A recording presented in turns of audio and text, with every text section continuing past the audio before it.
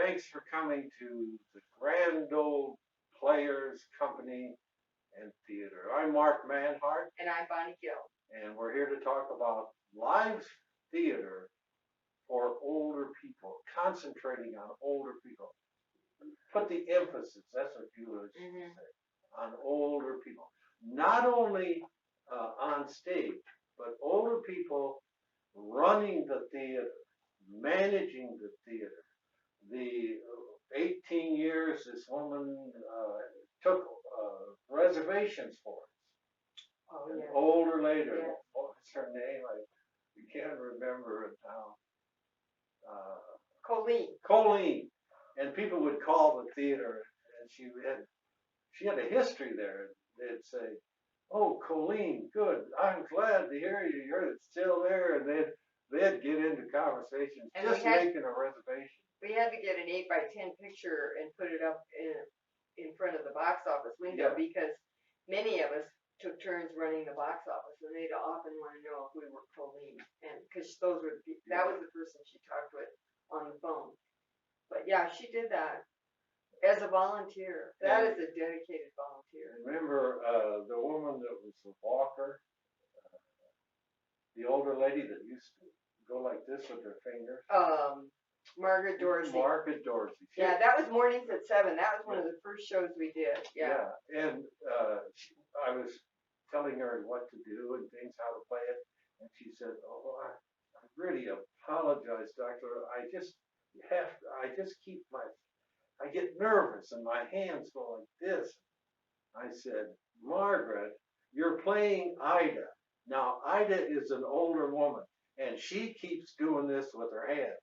So I want you to keep being nervous." In other words, don't worry about trying to get rid of that tick. Yeah. Because it played well as the character. Well, that's the real world. Yeah. You know. And it was fun because Margaret Dorsey they took her picture and put it on the utility company's brochure to get people to donate for elderly people to have heat in the winter. Yeah. So the older actors often got commercial gigs out of the theater. They'd come to us for that. Well, our gig today is Mousetrap, 1952. Set in England.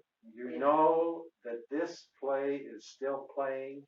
It is the longest playing running play in history. So you've got to go see Mousetrap, or you've got to be in it, or you've got to direct it or something. You just have to do it. So think of yourself in this snowbound Monkwell Manor.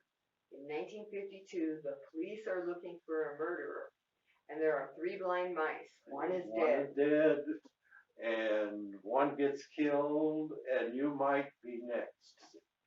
Wonderful show.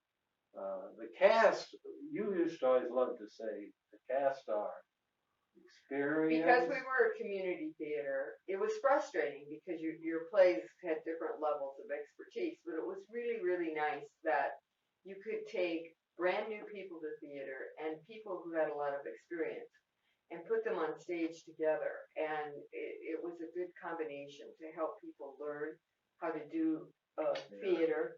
And sometimes you get dragged in without knowing you're going to get dragged in. That's true.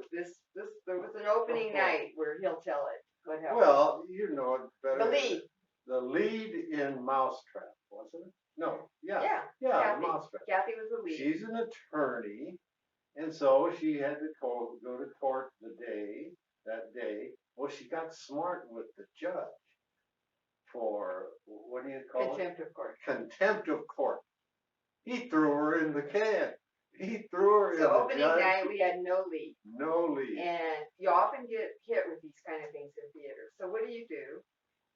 We took Kathleen Book, had a lot of experience, and she had a small part in this show.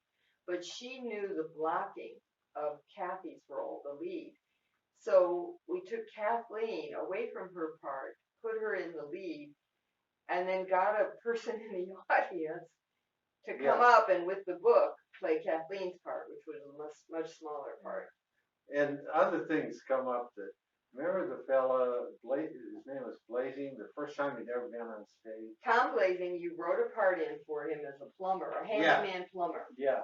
in Odd Couple. And they would call for reservations and they'd say, I want to sit on the side of the theater where I can see the plumber in the bathroom.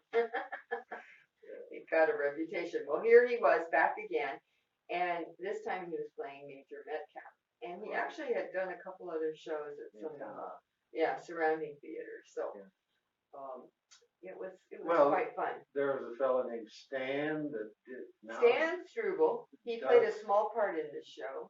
And now he's writing. But he was a writer, and he kept writing. He's written 4 or 5 books, all mysteries. Yeah. Well, I have to tell you before we go, folks, about Jim Thorson. Mm-hmm. He still probably is a very good actor. Well, in this play, I told the cast, I want the audience to think that every one of you was the murderer. Okay? And so he was very good at that. And I had set downstage, right in the face of the audience, a small table with a puzzle.